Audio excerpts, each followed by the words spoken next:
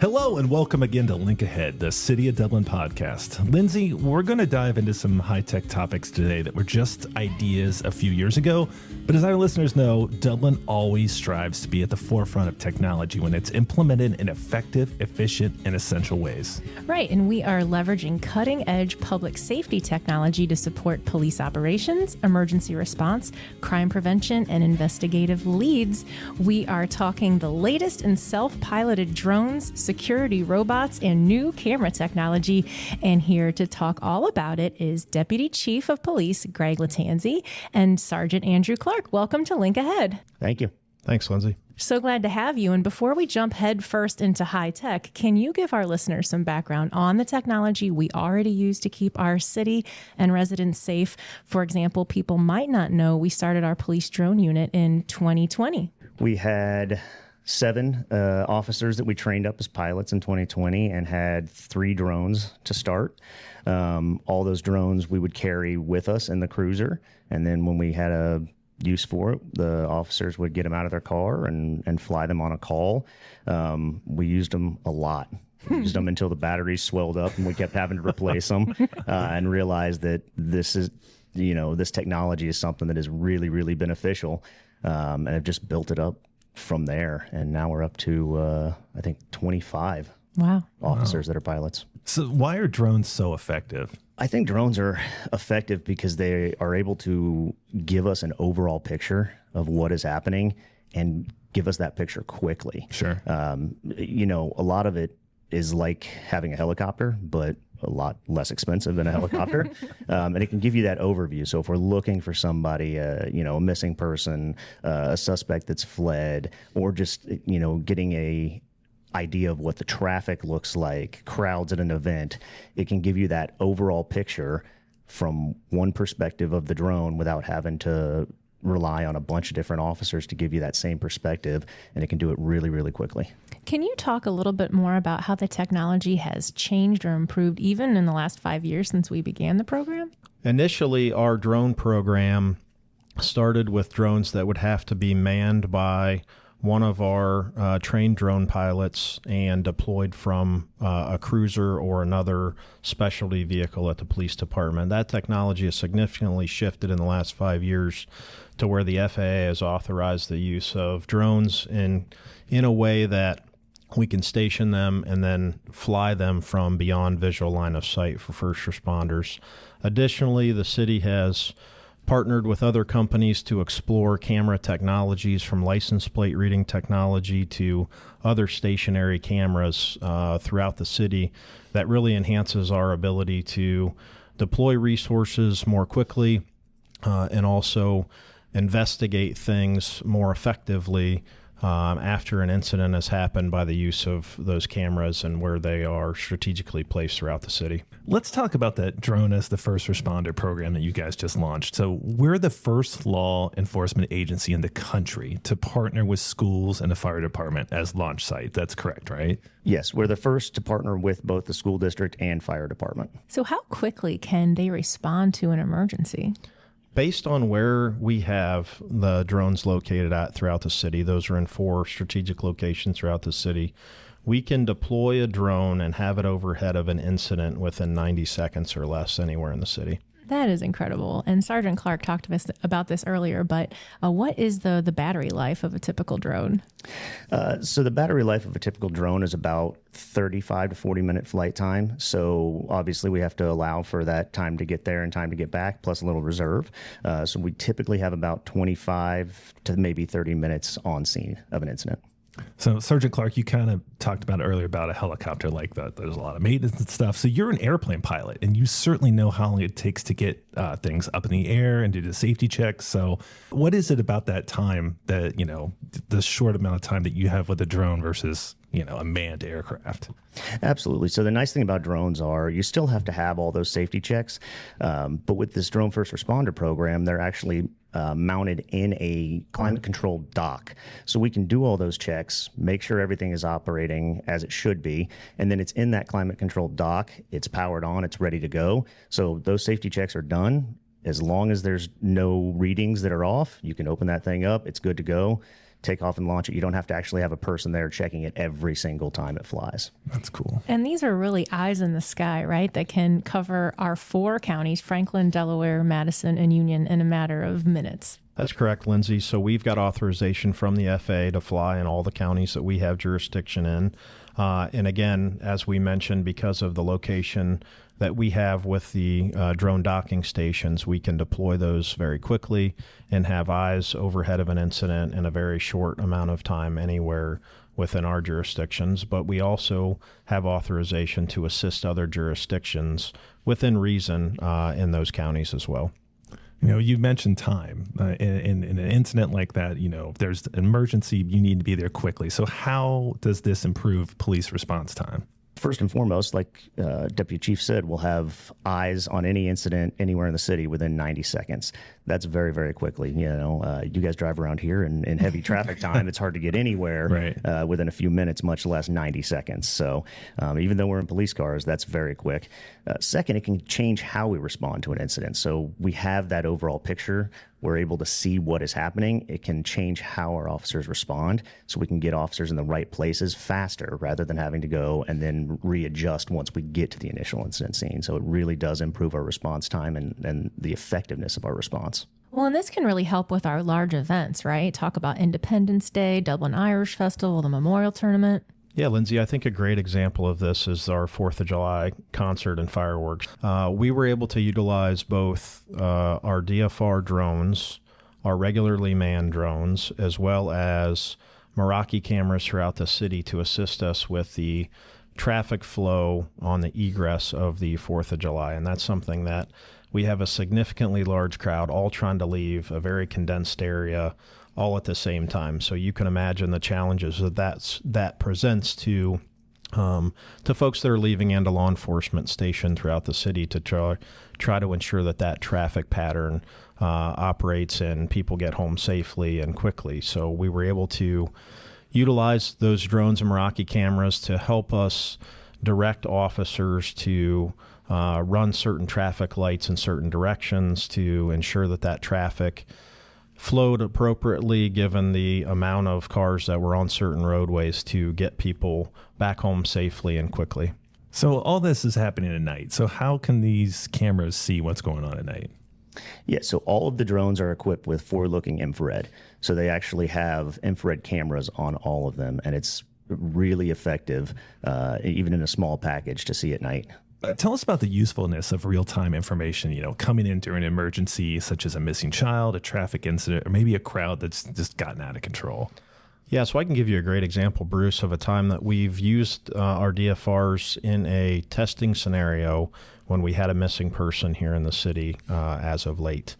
We were able to fly that drone overhead in conjunction with responding officers and almost immediately locate a missing person and be able to utilize the data and the visuals that we were getting from the DFRs to communicate with officers that were on the scene and direct them to where this missing person was and get them back safely to their loved ones. That is an incredible story. And earlier you talked about the use of cameras. So we are using LPR technology, license plate readers, to enhance public safety and support for criminal investigations. Let's talk a little bit about that. Where are those cameras located? Yeah, so we've got 22 fixed license plate reading cameras and an agreement with a company named Flock. And those are strategically located throughout the cities. Throughout the city. And we try to capture those areas most frequented by the motoring public and ingress and egress points to the city.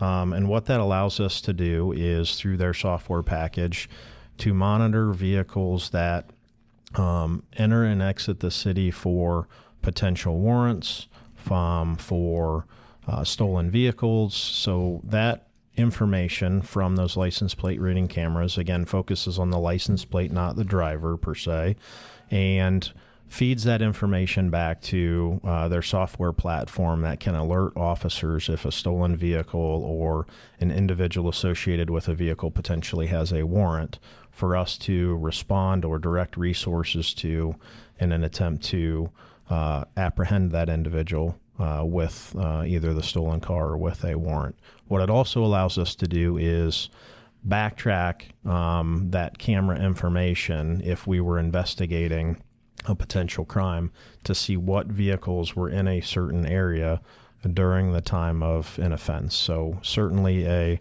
force multiplier from a technology perspective that gives us an additional resource at our hands for not only preventing things from happening here in the city, but also being able to appropriately investigate crimes after they occurred and hold the individual responsible who may have committed those offenses.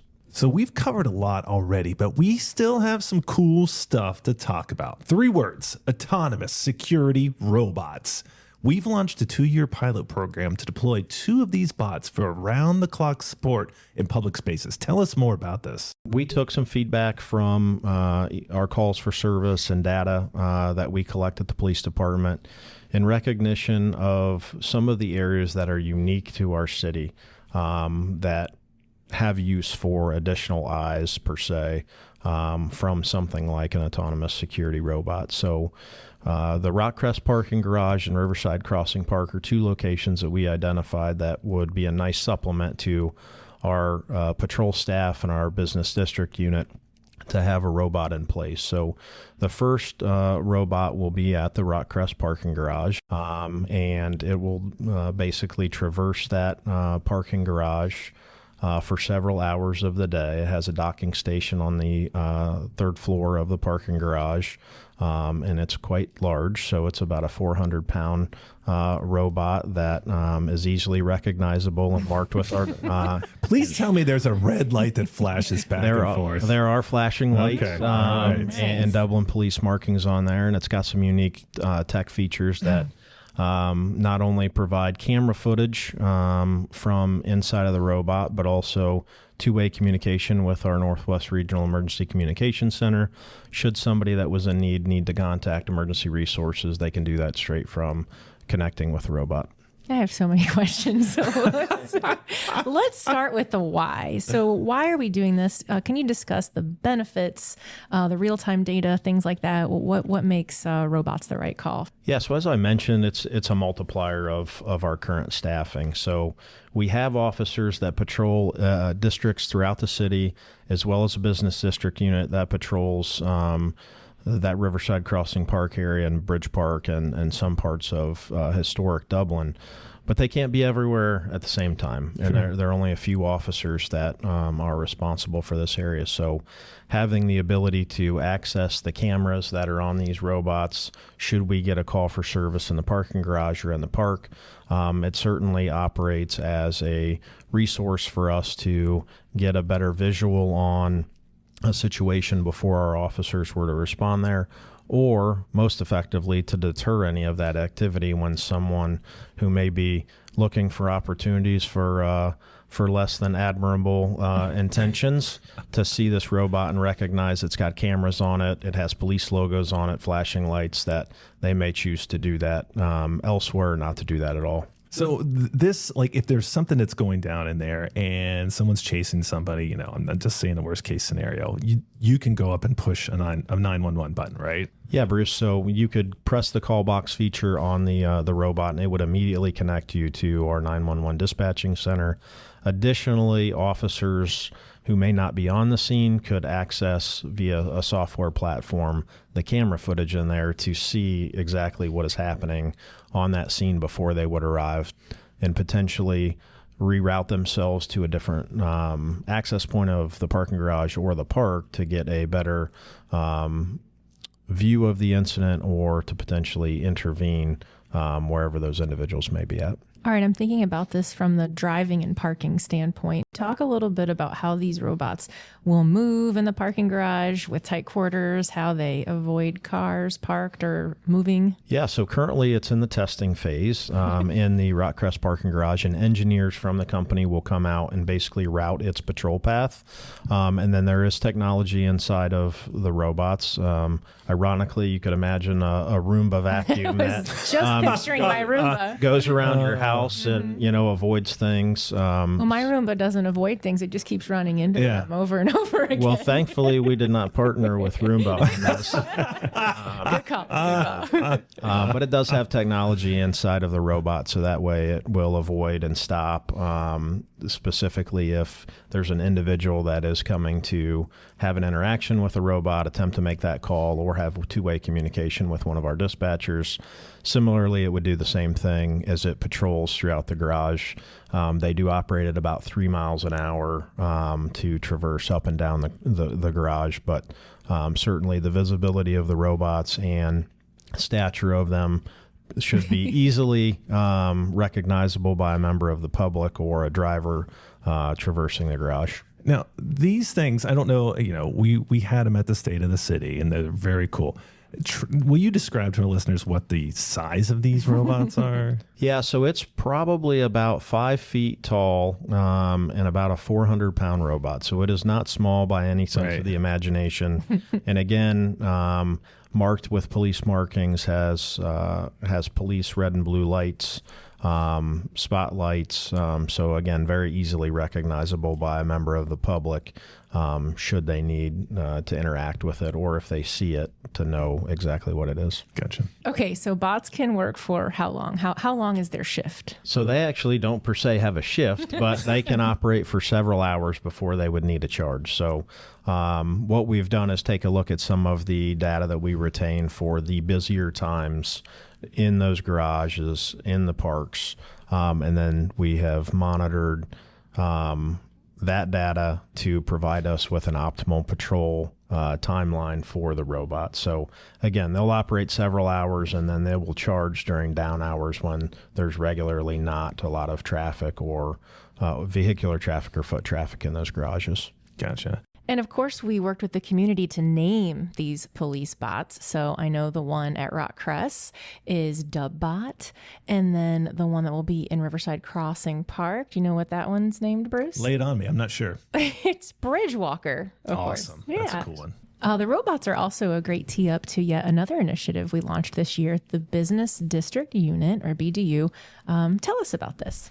So the Business District Unit, again, is us taking a look at some of the more unique areas of the city. And again, when I started my career 20 years ago, Bridge Park didn't exist. When times change, we have to evolve with new technology, new businesses, and new environments. Certainly, Bridge Park is one of those, and presents some unique challenges for us at the police department because it's different than any type of the city, and the density in the pedestrian foot traffic in that area is certainly something we've taken a look at and recognized the need for additional staffing to help us not only police that area, but engage with residents and business owners and visitors in that area to make sure that we are appropriately responding to their concerns and preventing crimes from occurring. So we launched the Business District Unit in February of this year. So that is a supervisor and 2 officers that have specific responsibility in the within that business district, and their focus is crime prevention, reduction, and response to incidents that are occurring in that area, but also a heavy focus on connecting with residents and business owners in that area to get a better understanding of the problems that they face and to help provide solutions to those problems. And this unit focuses on the philosophy of right places, right times, and right reasons. Can you talk a little bit more about those guiding pillars? Yeah, absolutely. So this is a data-driven approach to helping us deploy our resources in the right places at the right times and for the right reasons. So we have a law enforcement planner at the police department who takes a look at crimes that are not only occurring in Dublin, but in the surrounding area, and helps us, not just the business district unit, but also our other patrol staff, deploy resources in the most effective and efficient manner, so that way we have officers patrolling areas that we want to deter activity from occurring that we've seen occur, whether that be in Dublin or in our surrounding communities, to be the most efficient and responsive police department to keep our community safe. So there are multiple focuses for this unit, and you've kind of touched on it, but traffic, noise, reckless driving, loading zones, parking, and crime patterns. So how did you land on all of those topics? So again, those are topics that we have heard from our community members as issues of concern that they want assistance with from the police department. So those are the initial focuses of this unit to take a look at, to engage with residents, to come up with strategic plans to address those issues, but also to be flexible and understand that those priorities can change over time based on what is happening in our community and our business district. So again, that regular engagement with the community members and business owners and developers within that business district is extremely important for them to ensure that those priorities are up to date and consistent with the expectation of the community and providing the best safety that we possibly can. When you wrap everything we've talked about today regarding high tech, it's really about one overarching goal, being the leader in deploying this technology to keep our residents even safer. Sergeant Clark, I'd like to get your take on that. Anytime we can bring technology into the fold in law enforcement to not only keep our citizens safer by putting our officers in the right spot, but also help keep our officers safer by getting them information that they wouldn't normally have ahead of them getting there. I think it puts everyone, the officers, the community, everyone in a much better spot when we're responding to calls, because we have a much better idea of what's going on before we get there, and we can actually formulate a plan instead of going into a lot of these situations completely blind, relying on information that may or may not be accurate. Okay, guys, we wrap every episode with some rapid fire questions. I know you're ready, so let's jump right into it. I'll start with you, Deputy Chief. Tell us about your life away from work. What's one hobby you enjoy? Well, most of my hobbies revolve around my children because they keep us, my wife and I, very busy. So they're both very avid in sports. So I enjoy coaching my son's baseball team and coaching him in wrestling, and then being a crazy soccer dad. Wow. And watching my daughter play soccer. So, but my son's also taken up fishing lately. So it's something fun that's outside of sports that him and I can get to do as well. So we've been enjoying that. How about you, Sergeant Clark? I'm lucky I only have one child, so while she does take up a lot of my time, I get a little more time. But I think most of my hobbies recently, we several years ago purchased a 25-acre farm up in Delaware County. So just taking care of the property and doing everything outside there, that's most of my time outside of work. Do you have animals? We've got tons of animals. Oh, my. We actually run a adoption center for donkeys and mules. So Wow. Who knew? yeah. That's a first on Link Ahead right here. You both are military veterans. Thank you for your service to our country. Deputy Chief, you're a Marine. How did that service lead to a career in law enforcement?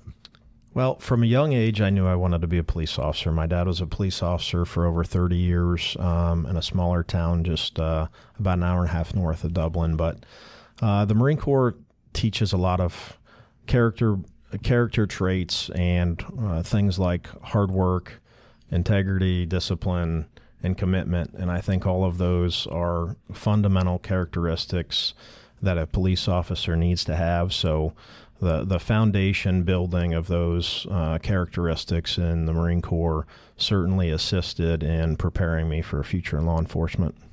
Sergeant Clark, an Army veteran. Same question for you. What led to your career in law enforcement? Yeah, a lot of the same stuff. Obviously, being in the military, you build that core foundation of the values and what type of work environment you want to be in. I did not grow up in a law enforcement family, but it was a natural transition from the military into law enforcement because it's a lot of the same type of people, a lot of the same things that they hold near and dear to them, the same type of work environment and what's expected of you. So it was a very natural fit.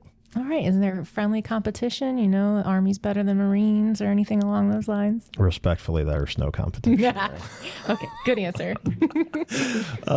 Sergeant Clark, you look very comfortable on camera in our drone videos. Will you star in any more videos? What's the future like? That would probably be a question for our public information officer. That she would know better. But I'm glad I look comfortable. I must be doing something right by fooling you guys that I look comfortable on camera. I think he said we have to talk to his agent. Yeah, that's right. I think his agent's sitting right next to him. We mentioned you're a pilot, which was news to me. What do you fly and where do you fly? I don't fly very often anymore. It's quite an expensive hobby, and, Right. and obviously not making a career out of it. It's tough to find time and money to fly, but just small single engine land airplanes. And when I do fly, I fly out of Ohio State University Airport. So I just rent a plane and fly out of there. Wow. Have you ever jumped out of a plane? I have not jumped out of a plane. I tried when I was in the Army to get them to send me to jump school, and never happened. Wow. All right, Deputy Chief, best police movie of all time. I've got two. Bad Boys and Training Day. Oh, I thought you were going to say Bad Boys and Bad Boys 2. Same question, Sergeant Clark. Oh, best police movie. End of Watch. So Okay, I don't think I saw that one. It's a good one. Something to do this weekend. there you go. How about radio code you say the most? If I'm on the radio, things have gone horribly wrong. No. So I would have no answer for this, hoping to stay off of the radio. How about a code you don't want to have to say? Oh, there's a lot I don't want to have to say. I think what I say the most is mostly just a sigh and then go ahead. All right, Sergeant Clark, last question. What's something you want the public to know about police work? Specifically related to the drone stuff that we're doing, I think I just want the public to know that while the technology can be scary and it's something that people aren't used to, seeing drones fly overhead and knowing that the police are operating them, they really are there for your safety. They are not there to spy on you. We are flying these directly to calls for service, and they are really there to make everyone safer and help you be safer, help us be safer, and really increase our effectiveness. Deputy Chief, same question. I think what I'd want the public to know is that the Dublin Police Department is full of the most selfless individuals that you could possibly imagine. They have dedicated most of their entire adult lives to protecting, engaging, and being involved in this community, and take things to heart. They take the safety of this community to heart. They take crime that happens in this community personally. They want to stop it. They want to engage with residents to solve problems and deter crime. But most importantly, that every member of our organization is here and ready to serve, wants to engage with the public, and that at all times, please call us if you have an emergency, if you have a problem that you think we can assist with. You're never bothering us. That's what we're here for. We're dedicated to service, fully engaged in public safety, and I'm honored to work with the men and women of our department. Wow, that's a mic drop moment there. But don't actually drop our mic, please. They're very expensive. I'm just going to rub my nose on it. That's what I heard you're supposed to do. Perfect. Well, DC Lattanzi and Sergeant Clark, thank you so much for everything you do and the entire department are doing every day. Much of what we talked about here is seen, drones, robots, and the activated police presence. But there's so much that you guys do behind the scenes that's never seen in keeping Dublin and the residents safe. So thank you very much. Thank you. Thank you. And to our listeners, thank you as well for taking the time to connect with your city. Tune in next time as we continue to explore the many personalities and experiences that make Dublin a thriving place to live, work, and grow.